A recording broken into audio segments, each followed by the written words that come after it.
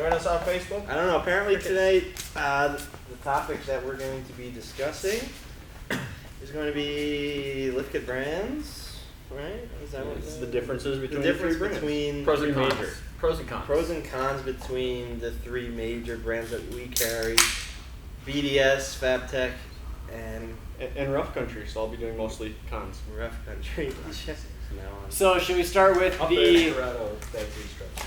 start with No? the Start right cheapest lift kit? No, I don't want to go first. Go from there, or Yeah. start from the high end and go down. Why don't we start from the high end and see what we lose along the way? Fair enough. Good point. So B-Rad, who are you representing today? In the black corner, we have. You're supposed to introduce me like that or something. In the black corner, weighing in at a whopping 135. Ooh, BDS. I'm like 140. All right, so over here, in my corner, I'm gonna be representing Team BDS. Go team! BDS is going to be the higher end kit that we sell. They're an American company based out of Michigan. One of BDS's big things that they like to push is their lifetime warranty, no questions asked. They'll warranty any component on their lift kit as long as it's not a wear item like a ball joint or something like that. But all the hard parts, they warranty for life to the original purchaser. So if anything ever breaks or something happens to it, they'll replace it, no questions asked. Most of the kits pretty much all have the same components. Make sure to speak up. Just go over how nice yours is, please. Mine's nice. BDS, I don't know. It's kind of an opinion, really, I guess. But what I like about BDS is the first thing that I always talk about is the finish on all their pieces. Might be a little hard for you to see here. They have like a little textured, fine black powder coat finish to them, which is a really tough finish. I've talked about it before.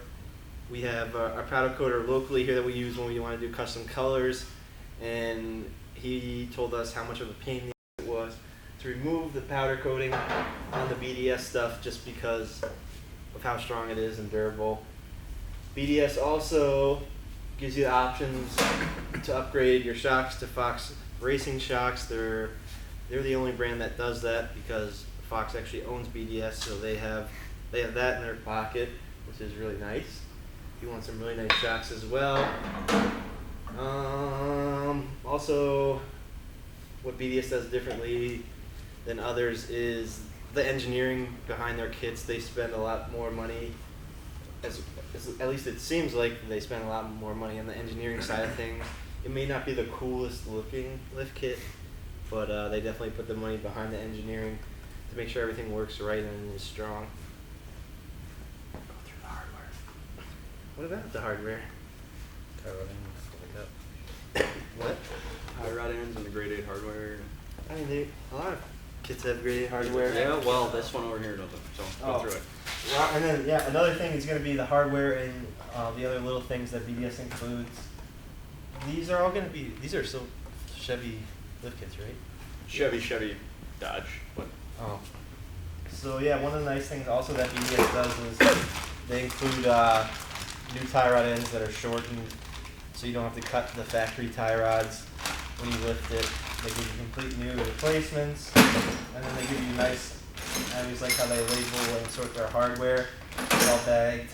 And they give you the nice yellow zinc plated grade 8 hardware, which is some real quality stuff that they gave you, as well as everything that they give you is coated. So whether it's zinc coating, black oxide, black painted, silver zinc, whatever it may be, it's all coated in high quality stuff. with the welded plate. Where is it? It's in it's in the zinc coated bag. You just talk about it. No, it's not. What's this? It's not here. Junior didn't pull it out then. Just talk about it. For this particular kit, at least, as you may or may not know, we've talked about it before. You have to do cutting involved with these lift kits. Usually, it's the rear lower control arm pocket you have to cut BDS is nice enough to include. It's a piece of 1/4-inch plate that you weld into the control arm pocket where you cut it to reinforce it, and it's just one of the things that, little things that they do that, they do that stuff because they want to have the strongest lift kit out there, and they do those little extra steps that separates them from the rest. So moving down the line then to Jake, what do you got? Fabtech. So Fabtech's been around for quite a while. This is one I would say probably of their cheaper kits. Talk nice and loud. They have a background like racing and things like that. They also, when I was about a decade ago, they were kind of like the thing to have. And there's a lot of people that are kind of moving on the territory, such as like BDS. They do have nice components, but as I said, it's on the cheaper end. So you've got your lift towers and everything for your springs. It's kind of another way to go around it instead of replacing the whole assembly like on the BDS kits do. It's a nice product, but you get into some things like, for instance, like all their U-bolts are all powder coated, and these are not. So They're raw dog. you either have to paint these or get them powder coated, or they will rust immediately. Nice pieces, like they're thought out. Like I said, they're still a little simpler design. They do have a smoother powder coat finish. It chips a little bit easier. It's a nice kit for the budget. But if you have the dollar, you probably go into something else. But they're overall pretty good company. Just depends on what price range of lift you want to buy. So if you want to get something higher quality, something that rides better, or for your application, if you're not just doing driving and you want to do more off-roading, they definitely have things that'll accommodate you, and they have different stages of finishes and things like that you can also purchase. So that's kind of my rundown on it. We don't do a whole lot of them. We do a lot of either rough country or BDS. Every so often they get thrown in the mix. It's just a preference. But one thing this kit doesn't have it, but one of the things that I liked is they offer larger skid plates that run to the front on some of their kits. This one doesn't have it. This one just has the one that goes under the transfer case, but that's differential, sorry. Nice pieces like that, but that's kind of my 2 cents on it. They all have 8-grade hardware. They do offer spacers, which are in this kit. You can kind of see them in there. The wheels. So you can run factory. Yeah. Explain that. Well, you guys know a little bit about it. You can run factory spare, or if you're running, factory wheels. Trying to think of what else we can go over on it. It is a block kit, like most of these are. Not too much on it. These ones do come with their own brand shocks. Fabtech has their own shocks instead of like the other kits offer, like the box shock. They do not do that. I'm sure you can find a way to work that in, but yeah, that's all I got. Yeah, so I have the rough country kit. As you can see, there are a lot less pieces here as compared to Jake's or Brad's kit over there. Part of that is because this is a Dodge kit. We don't have a Chevy rough country kit here, but I can go through the same principle things. If we touch on the finish, I've said before I actually like rough country's finish quality. It's kind of a weird textured powder coat, but it seems to last really good. I have it. I've driven my truck all winter. It's great. The fabrication aspect of the rough country is a little bit different. Would you shut up? Is a little bit different. You probably can't see, but the majority of these are fabricated well. Let's put it that way. Over-engineered. Yeah, they're very engineered. These look like they came off of an assembly line in China because they probably did, but that's why the rough country is 1/4 of the price of the BDS and half the price of the Fabtech. They do include some cool stuff like fabricated sway bar links, things like that. If this kit was a Chevy kit, it would have CV axle spacers. It's a Dodge kit, so it's got a front drive shaft spacer instead. Rough country doesn't offer a bunch of skid plates BDS has 3 skid plates. Fabtech, you can upgrade to 2 or 3 skid plates. You get 1 with Rough Country, like 1, and it's going to be small. The hardware, some of it is gold zinc coated. The rest of it is pretty basic. It'll last you a while without turning to complete rust. But for the price, it's a good starter kit, or if you don't want to stick a whole lot of money into a truck and you just want it lifted. The shocks, what?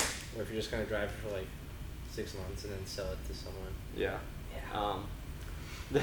The shocks, you get Rough Country's basic shocks, or you can upgrade to these fancy oil shocks, Oh, wow. which Are those apparently the give it a 2.2? better ride, but Those are the 2.2s? yeah, these are the 2.2s. Oh. There's no name brand stuff, it's just whatever Rough Country has. What about tie rod ends? Oh yeah, so Fabtech includes tie rod ends, BDS includes tie rod ends. Rough Country, you're going to be cutting your stock tie rod end and your inner tie rod, about a 1/2 inch out of both of them, in order to get them to line up with the new lift knuckles. That was an 8. Basically, the moral of the story is you get what you pay for. It's as simple as that. We gonna start doing questions now, or what's Yeah. the deal? So we got Jonte Love has a 6-inch lift with Bilstein shocks set at stock. Can I adjust my Bilstein shocks for more lift? Depends. So, wait, what? I'm assuming he's got Bilstein struts then? Yeah. Yeah, I give think a that's- strut. And you can Well, crank so the not tower. all of the Bilsteins are adjustable. No, I guess the If question. it's a was- Bilstein 5100 that is adjustable, like a coilover strut assembly, then yeah, you can raise it if it's the strut that I think you're talking about. The adjustable ones, then yeah, you can raise it. Does that affect ride quality? Yes. Yeah. Yes, it does. It's gonna make it stiffer.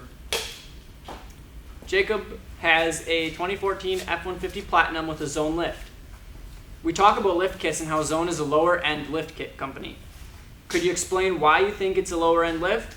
What are the major differences between Zone and BDS? I like Zone. Other than the cross members built for height clearance. First of all, I like Zone. BDS owns Zone. This is a parent company. Well, I guess Fox is the parent company. So Fox owns BDS and Zone. And Zone is kind of more their target to compete with Rough Country with the more entry level kit with the lower price tag. It's not going to have as many components as the BDS, but the Zone does have like the similar finish to the BDS and pretty much the similar engineering that goes behind it.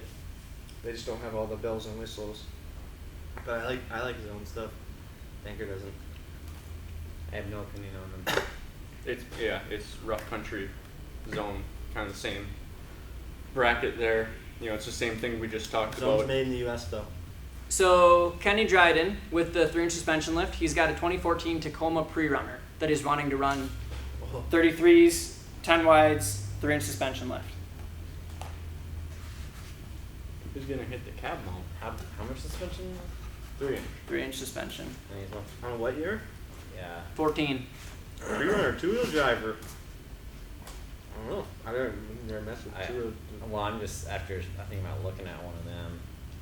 I don't think that's gonna work out for him. No, I'm just thinking in general. Those trucks, they're not very large from the factory. Tuck up. So Talk louder. I don't think that would work. Yeah, I don't think. I don't know Well, 100%, but if I was just throwing a guess out there, I would say believe- probably not. John's friend had that Tacoma. That we could have. Wasn't that like a 3 3/4 inch Something weird. lift kit?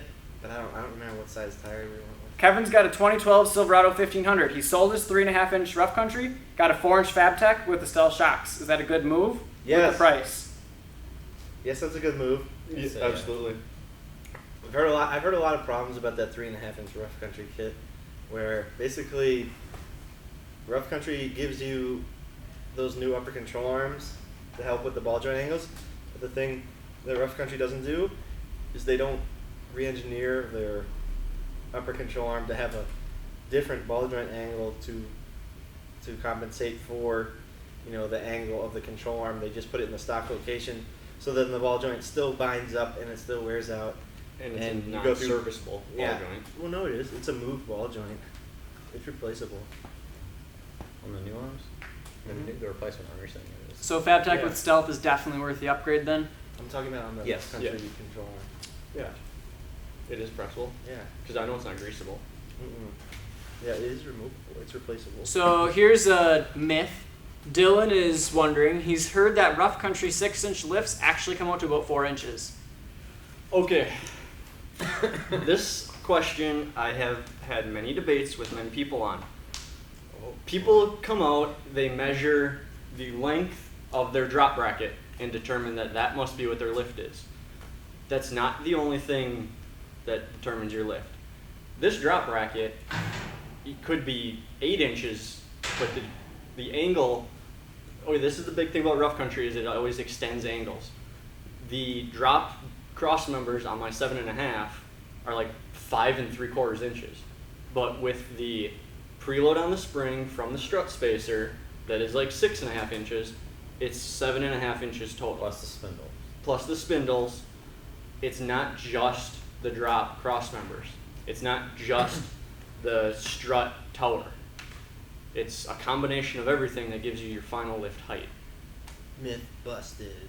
So rough country is a 6-inch Yeah. and stays at 6 inches. Well, Well, no, the 7.5 uses the same 6-inch drop cross member. It just cranks everything higher. they just put a bigger strut spacer. Yeah, they put a bigger strut spacer and a bigger. So to answer the spindle. question, no, that's a myth. The 6-inch really is a 6-inch. They just share components with the other lift kits in terms of some of the drop brackets. So yeah, it is a 6-inch lift kit. You do get 6 inches of lift. Nick is wondering, he's got a 2012 Ram 2500 6.7. He's looking for a lift kit to clear 20 by 10s with max of a negative 24 offset on 35s. Like a leveling kit? Yeah. He could get away with like the BDS 3-inch with the new coils, right?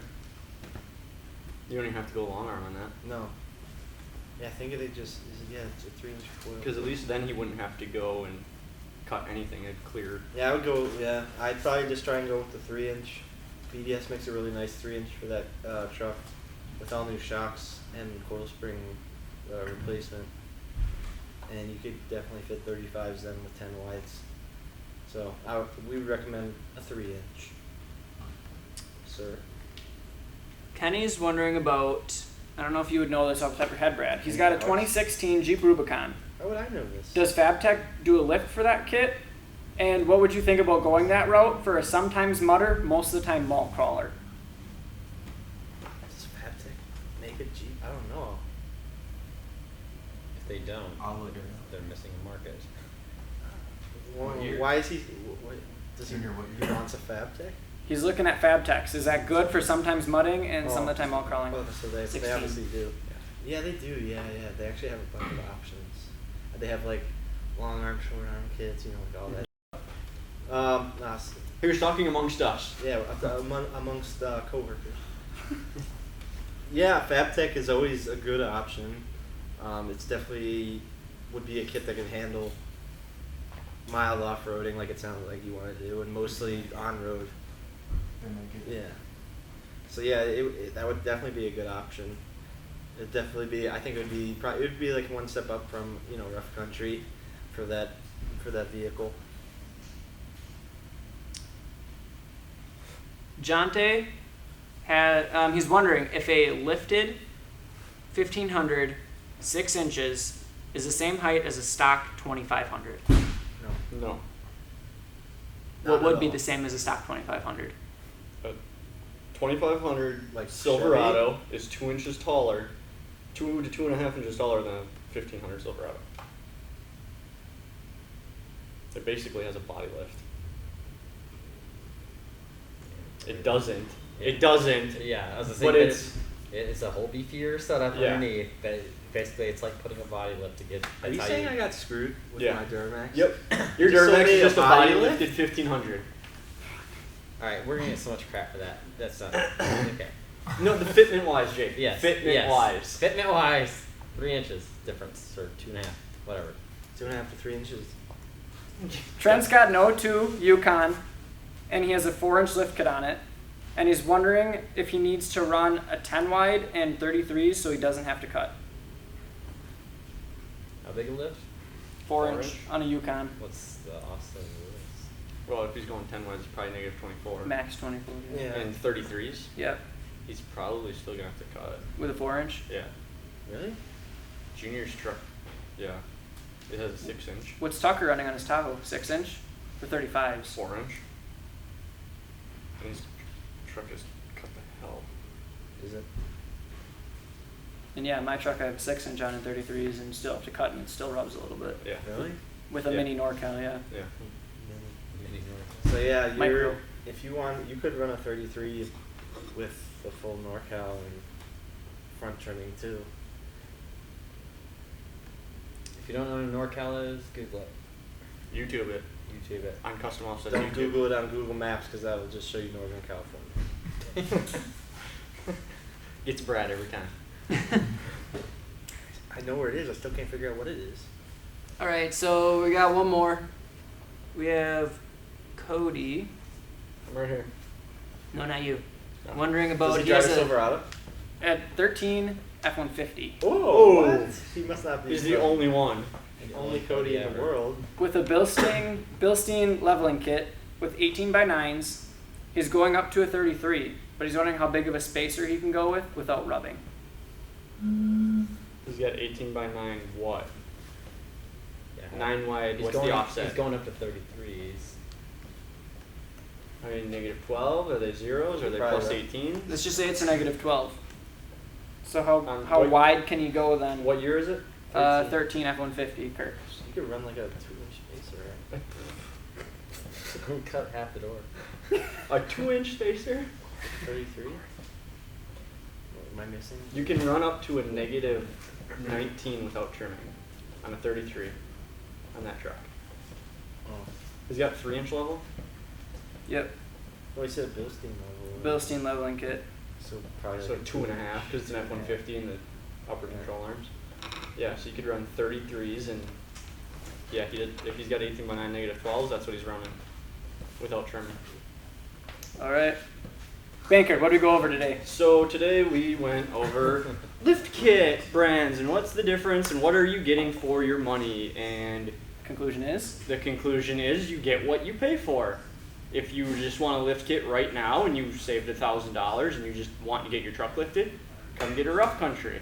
If you are not going to accept anything but the best and you have $5,000 to burn, go buy a BDS from Brad. They're not $5,000.